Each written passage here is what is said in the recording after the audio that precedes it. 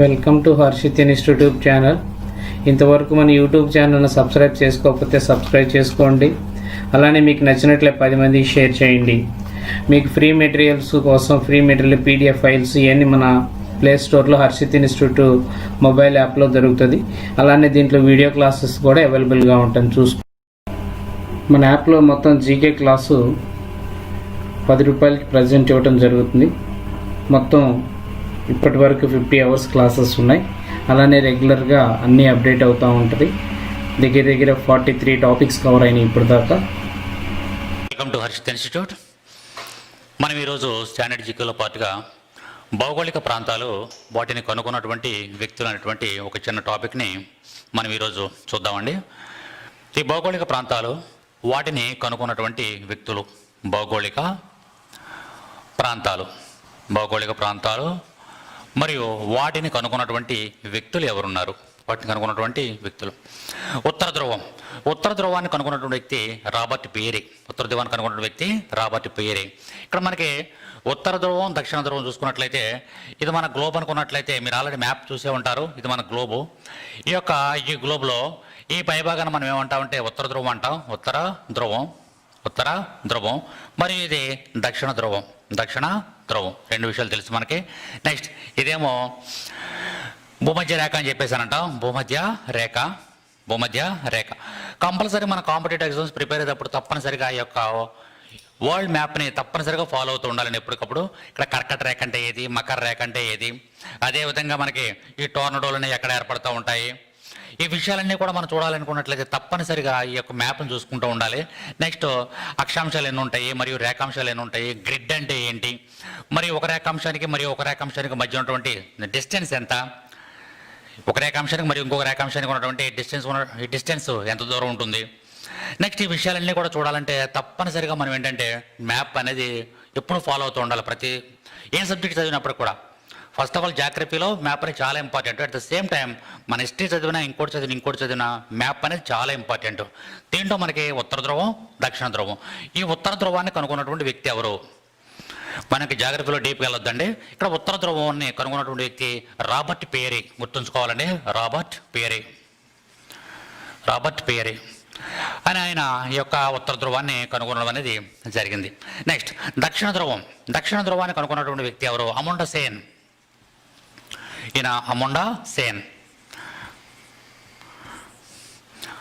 అంతకుముందు ఎగ్జామ్స్లో అడిగారండి ఉత్తర ధ్రువాన్ని కనుగొన్న వ్యక్తి ఎవరు అని చెప్పేసి. కాబట్టి ఉత్తర ధ్రువం కనుగొన్న వ్యక్తి రాబర్ట్ పియరే.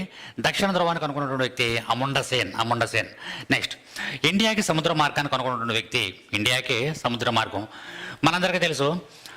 ఈ యొక్క యూరోపియన్ కంట్రీస్ అయినటువంటి భారతదేశానికి వచ్చినటువంటి వాళ్ళు ముఖ్యులు మనకి పోర్చుగీస్ వారు, డచ్ వారు, మరియు ఆంగ్లేయులు, ఫ్రెంచ్ వారు, మరియు డేన్స్ కూడా ఉంటారు. వీళ్ళలో మనకి మొట్టమొదటిసారిగా ఈ యొక్క భారతదేశానికి సముద్ర మార్గాన్ని కనుగొన్నటువంటి వ్యక్తి ఎవరంటే మనకి వాస్కో డి గామా తెలుసు. ఇక్కడ మనకి భారతదేశానికి సముద్ర మార్గం కనుగొన్న వ్యక్తి వాస్కో డి గామా.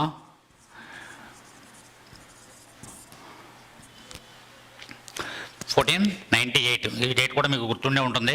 ఇక్కడికి భారతదేశానికి వచ్చేటప్పటికి ఇక్కడ ఉన్నటువంటి రాజు జామోరిన్ అని, ఇక్కడ మనకి కాలికట్టి తీరం చేరుకున్నాడని చెప్పేసి మరలా వెళ్ళిపోయి మళ్ళీ రెండోసారి కూడా ఇక్కడ భారతదేశం రావడం జరిగిందని, అతను ఇక్కడికి వచ్చినప్పుడు ఇక్కడ శ్రీకృష్ణదేవరాయలు ఇక్కడ విజయనగర సామ్రాజ్యం పరిపాలన చేస్తుందని, ఈ విషయాలన్నీ కూడా మనం ఇండియన్ హిస్టరీ పార్ట్లో చూసుకుంటామండి. ఎప్పుడు వచ్చాడో, అతనికి దారి చూపించినటువంటి వ్యక్తి ఎవరు, నెక్స్ట్ ఇతనికంటే ముందు ఎవరు ప్రయత్నం చేశారు, ఆ ప్రయత్నం చేసినప్పుడు ఆఫ్రికా ఖండానికి కేప్ ఆఫ్ గుడ్ హోప్ అని చెప్పేసి నామకరణం చేసినటువంటి వ్యక్తి ఎవరు, తర్వాత ఈయన ఎవరి యొక్క సహకారంతో ఈ కాలికట్టి చేరుకున్నాడు, అప్పుడు విజయనగర సామ్రాజ్యంలో ఎవరు ఏ రాజు ఉన్నాడు, ఈ విషయాలన్నీ కూడా మనం హిస్టరీలో చాలా క్లియర్గా చూసుకుంటాం. సరే, ఇక్కడ మనకి ఇండియాకి సముద్ర మార్గం కనుగొన్న వ్యక్తి వాస్కో డ గామా. నెక్స్ట్ విక్టోరియా జలపాతం. ప్రపంచ ప్రసిద్ధిగాంచినటువంటి విక్టోరియా జలపాతాన్ని కనుగొన్నటువంటి వ్యక్తి లివింగ్స్టన్. ఇక్కడ మనకి విక్టోరియా జలపాతం చూసుకోవాలండి. ఇక్కడ విక్టోరియా జలపాతాన్ని కనుగొన్నటువంటి వ్యక్తి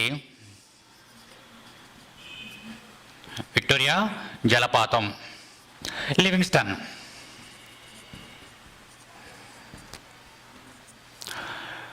లివింగ్స్టన్ అనే వ్యక్తి విక్టోరియా జలపాతాన్ని కనుగొనడం జరిగింది. అదేవిధంగా అంటార్కిటికా యొక్క ఖండాన్ని కనుక్కున్నటువంటి వ్యక్తి ఎవరు? ఇక్కడ మనకి ఖండాలు చెప్పుకుంటూ ఉంటామండి. ఉత్తర అమెరికా, దక్షిణ అమెరికా, మరియు ఆసియా, ఆఫ్రికా, ఆస్ట్రేలియా, అంటార్కిటికా. ఈ ఖండాలను ఆర్కిటిక్ అండ్ అంటార్కిటికా ఖండాలను చెప్పుకుంటూ ఉంటాం మనం. ఈ ఖండాల్లో అంటార్కిటికా ఖండాన్ని కనుగొన్నటువంటి వ్యక్తి చార్లెస్ విల్కిన్స్. Charles Wilkins. అంటార్కిటికాను కనుగొన్నవారు Charles Wilkins. Charles Wilkins. Next చూసుకున్నట్లయితే బ్రెజిల్. బ్రెజిల్ అనేది దక్షిణ అమెరికాలో ఉన్నటువంటి, దక్షిణ అమెరికా ఖండంలో ఉన్నటువంటి, ఉత్తర అమెరికా ఖండము, దక్షిణ అమెరికా ఖండం అనుకుంటాం కదండి. ఈ దక్షిణ అమెరికా ఖండంలో ఉన్నటువంటి అతిపెద్ద దేశంగా మనం దేని పేర్కొంటామంటే బ్రెజిల్. ఈ యొక్క బ్రెజిల్లోనే మనకి ఇక్కడ దక్షిణ అమెరికా ఖండంలోనే మరికొన్ని దేశాలు ఉన్నాయి. వాటిలో అంతకుముందు చెప్పుకున్నాం. అతి పొడవైనటువంటి దేశం చిలీ అని చెప్పేసాను, అతి పెద్ద దేశం బ్రెజిల్ అని చెప్పేసాను. ఈ యొక్క బ్రెజిల్ మనకి ఇప్పుడు బ్రిక్స్లో కూడా అది సభ్యత్వం కలిగి ఉంది. బ్రిక్స్లో సభ్యత్వం కలిగి ఉంది. ఆ బ్రిక్స్ గురించి వచ్చినప్పుడు మనకు బ్రెజిల్ ఇంపార్టెన్స్ వస్తుంది. సరే, ఈ యొక్క బ్రెజిల్ని కనుగొన్నటువంటి వ్యక్తి ఎవరు? బ్రెజిల్ని కనుగొన్నటువంటి వ్యక్తి ఆల్వారెజ్ కాబ్రాల్.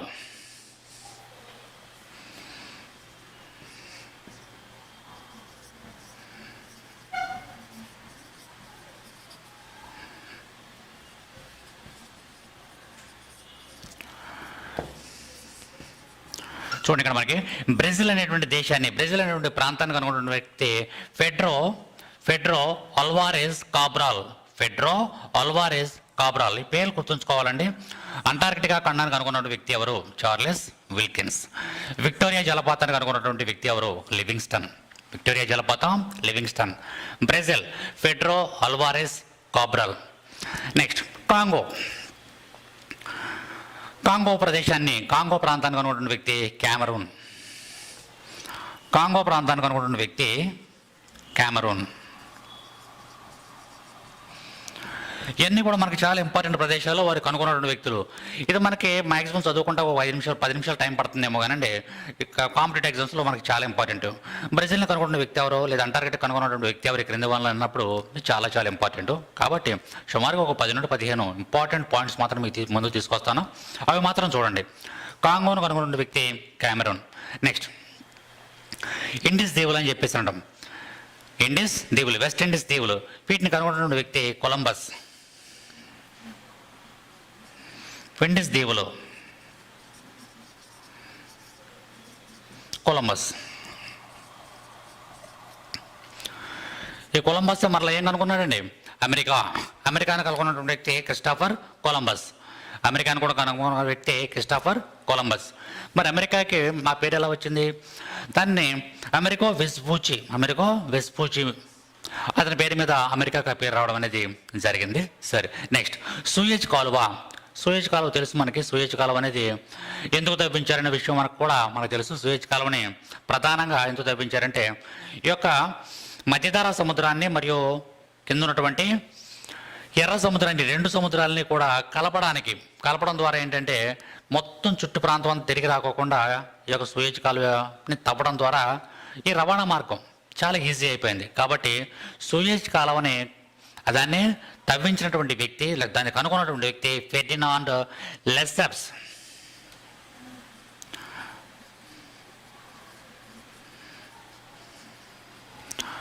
ఫెర్డినాండ్ లెసెప్స్.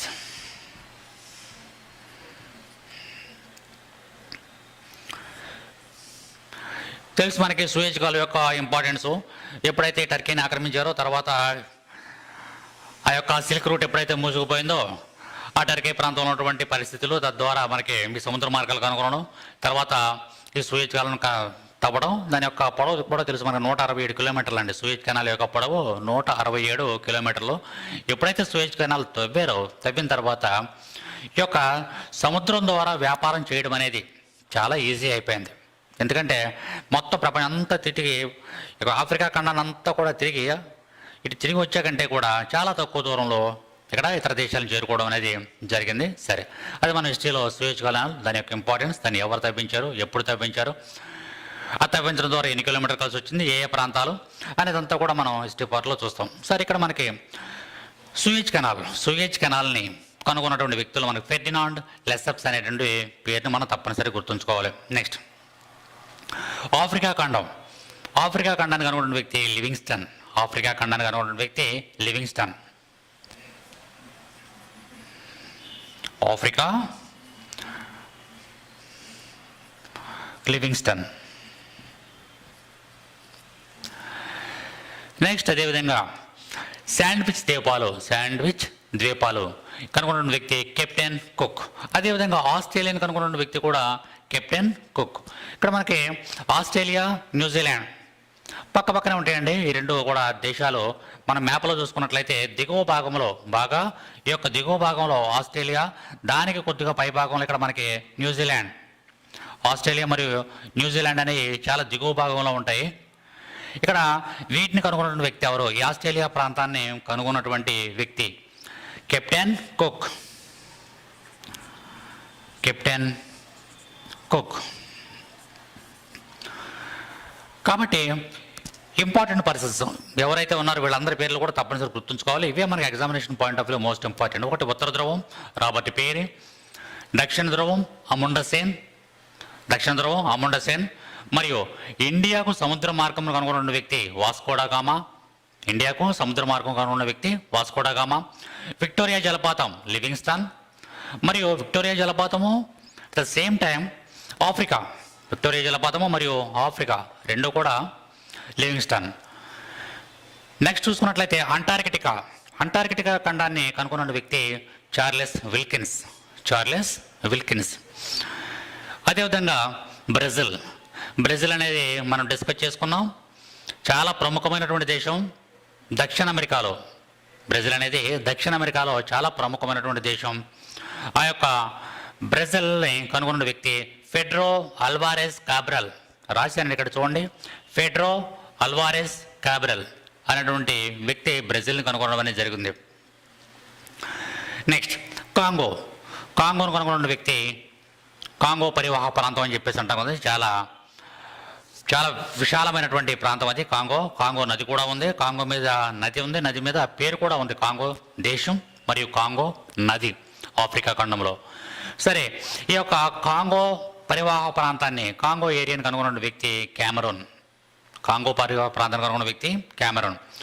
అదేవిధంగా ఇండిస్ దీవులు కనుగొన్న వ్యక్తి కొలంబస్. అంతేకాకుండా అమెరికాను కనుగొన్న వ్యక్తి కొలంబస్. నెక్స్ట్ సూయజ్ కాలువ మనం ఒకసారి మీరు చూడండి, చాలా ఇంపార్టెంట్ మనకి సూయజ్ కాలువ అనేది. ఆ సూయజ్ కాలువ ఏ సముద్రాలను కలుపుతుంది అనేది చాలా ఇంపార్టెంట్. దాని యొక్క పొడవు చెప్పాను 167 కిలోమీటర్స్. తవ్వేరండి, అది కృత్రిమమైనటువంటి ఉన్నది. సో అది ఒక కాలువ, అది స్వతహాగా ఏర్పడినటువంటి కాలువ కాదు, కృత్రిమంగా కావాలని తవ్వినటువంటి ఒక పెద్ద కాలువ సూయజ్ కెనాల్ అని చెప్పేసి అంటాం. అది మధ్యధరా సముద్రాన్ని మరియు ఎర్ర సముద్రాన్ని ఒక్కసారి మ్యాప్ చూడండి, చాలా క్లియర్గా అర్థమవుతుంది మీకు. మధ్యధరా సముద్రము మరియు ఎర్ర సముద్రానికి మధ్యలో ఉన్నటువంటి ఒక పెద్ద కాలువ సూయజ్ కాలువ. దాన్ని కనుగొన్న వ్యక్తి ఫెర్డినాండ్ లెసెప్స్. అదేవిధంగా ఆఫ్రికా చెప్పాను మీకు, లివింగ్స్టన్. శాండ్విచ్ ద్వీపాలు కెప్టెన్ కుక్. అంతేకాకుండా ఆస్ట్రేలియా, ఇక్కడ మీరు ఆస్ట్రేలియా కనుగొన్న కెప్టెన్ కుక్. ఇక్కడ ఆస్ట్రేలియా ఒకటి, న్యూజిలాండ్ ఒకటి, టాస్మేనియా ఒకటి. ఆస్ట్రేలియా, న్యూజిలాండ్, టాస్మేనియా ద్వీపాలన్నింటిలో కూడా ఒక అవగాహన రావాలండి తప్పనిసరిగా. అదే ఇండియాలో ఉన్నటువంటి చుట్టుపక్కల ప్రాంతాల్లో అండమాన్ నికోబార్ ఐలాండ్స్ ఎక్కడ ఉన్నాయి, లక్షద్వీప్స్ ఎక్కడ ఉన్నాయి. నెక్స్ట్ అదేవిధంగా డయోడామన్, ఈ ప్రదేశాలు పాండిచ్చేరి, యానం, ఈ ప్రదేశాలు ఎక్కడ ఉన్నాయి. అదేవిధంగా అండమాన్ నికోబార్ ఐలాండ్స్లో మనకి దాని యొక్క క్యాపిటల్ పోర్ట్ బ్లేర్ అనేది ఏ అండమాన్లో ఉందని అడిగాడు ఒకసారి. అండమాన్లో మనకి పార్ట్స్గా ఉంటాయి, ఏ అండమాన్లో ఉంది పోర్ట్ బ్లేర్ అని చెప్పేసి అని అడగడం జరిగింది. కాబట్టి మ్యాప్ పాయింటింగ్ అనేది చాలా ఇంపార్టెంట్. ఇవి ప్రదేశాలు, భౌగోళిక ప్రాంతాలు, వాటిని కనుగొన్నటువంటి వ్యక్తుల గురించి చూసాం. అలాగే మరొక బ్రీఫ్ టాపిక్గా మనం పాత్రలు మరియు సృష్టికర్తలు, అంటే వరల్డ్ వైడ్గా కొన్ని ఇంపార్టెంట్ క్యారెక్టర్స్ ఉంటాయండి. ఆ క్యారెక్టర్స్ని ఎవరు సృష్టించారు? మనం రోజు ఆ క్యారెక్టర్స్ గురించి వింటూ ఉంటాం. హ్యారీ పోటర్ అంటాం, స్పైడర్ మ్యాన్ అంటాం, పోకీ మ్యాన్ అంటాం, మిక్కీ మౌస్ అంటాం, next Tarzan, Nemo, sponge Bob, ఇవన్నీ కూడా మనకి ప్రతిరోజు కూడా మనకంటే కూడా ఇంకా పిల్లలకి ఇంకా ఎక్కువగా తెలుస్తాయండి. చిన్న పిల్లలకి వాళ్ళకి ఆ క్యారెక్టర్స్ మనకి చాలా వరల్డ్ వైడ్గా ఫేమస్ క్యారెక్టర్స్ ఇవన్నీ. ఈ క్యారెక్టర్స్ ఒక ఇంపార్టెంట్ వరల్డ్ వైడ్గా ఇంపార్టెంట్ ఉన్నటువంటి ఒక 10 క్యారెక్టర్స్, ఒక 10 క్యారెక్టర్స్. వాటి సృష్టికర్తలు ఆ క్యారెక్టర్ని ఎవరు సృష్టించారు? మిక్కీ మౌస్ అనేది రియల్గా మిక్కీ మౌస్ అనేది అసలు ఏం లేదండి. అది కానీ ఒక పాత్ర దాన్ని సృష్టించడం మనం చూస్తూ ఉంటాం. ఆ యొక్క పిల్లి ఎలకల యొక్క సందడి మనం చూస్తూనే ఉంటాం. కాబట్టి పాత్రలు మరియు సృష్టికర్తలు చూద్దాం. ఇక్కడ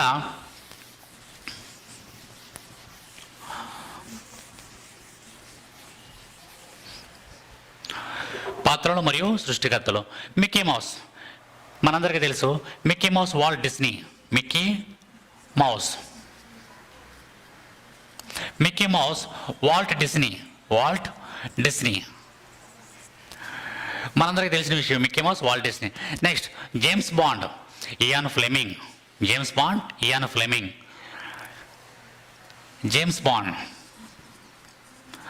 బాండ్ మూవీస్ మనం చూస్తూ ఉంటాం. James Bond, Ian Fleming. అదేవిధంగా Harry Potter JK Rowling. Harry పోటర్లో చాలా సిరీస్ వచ్చినాయండి మనకి. దాంట్లో ఆవిడ రాసినటువంటి హ్యారీ పోటర్ అనే క్యారెక్టర్ అనేది చాలా చాలా important. Harry Potter JK Rowling. Next Spider Man Stan Lee and Steve Ditko. ఎవరండి? స్టాన్లీ మరియు స్టీవ్ డిట్కో అనేటువంటి ఇద్దరు వ్యక్తులు కూడా కలిపి స్పైడర్ మ్యాన్ని సృష్టించడం జరిగింది. స్పైడర్ మ్యాన్ మనందరికీ తెలిసిందే. కాబట్టి చాలా ఇంపార్టెంట్. మిక్కీ మౌస్ సృష్టికర్త ఎవరో? Walt Disney. James Bond Ian Fleming. Harry Potter JK Rowling.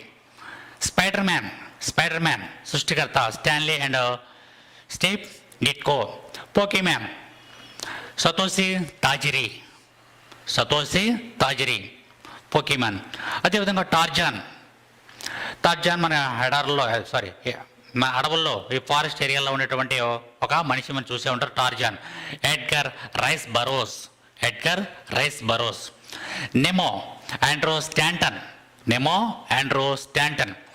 ఈ పేర్లను కూడా మీరు రాసుకోవాలండి. Nemo Andrew Staunton.